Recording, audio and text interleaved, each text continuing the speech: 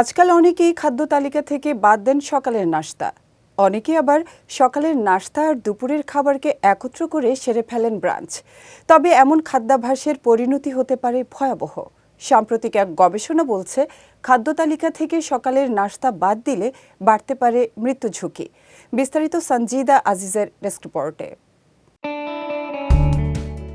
দিনের শুরুটা হয় সকালের নাস্তা দিয়েই, আর সারাদিন কর্মক্ষম থাকার জন্য স্বাস্থ্যকর সকালের নাস্তা খাওয়া জরুরি।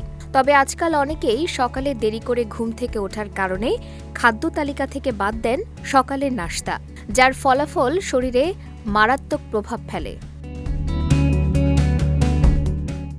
আন্তর্জাতিক সংবাদ মাধ্যম সূত্রে জানা যায়, ম্যাসাচুসেটস জেনারেল হাসপাতাল এবং হার্ভার্ড মেডিকেল স্কুলের গবেষক দলের নেতৃত্বে প্রায় ৩০ বছর ধরে প্রায় ৩,০০০ প্রাপ্তবয়স্ক মানুষের ওপর পরিচালিত এক গবেষণায় দেখা গেছে, খাবারের সময় বিশেষ করে সকালের নাস্তা গুরুত্বপূর্ণ ভূমিকা রাখে।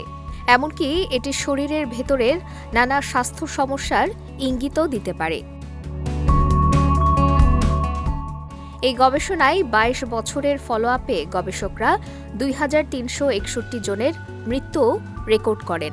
ফলাফলে দেখা যায়, সঠিক সময় থেকে প্রতি ঘন্টা দেরিতে নাস্তা করলে মৃত্যু ঝুঁকি বেড়ে যায়।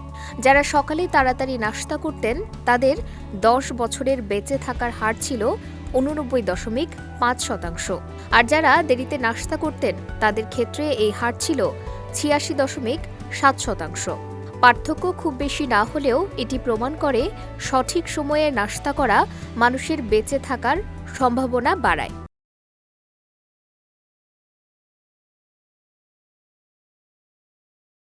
এমন গবেষণা প্রমাণ করে যে সকালের নাস্তা দিনের সবচেয়ে গুরুত্বপূর্ণ খাবার, বিশেষ করে প্রবীণদের জন্য।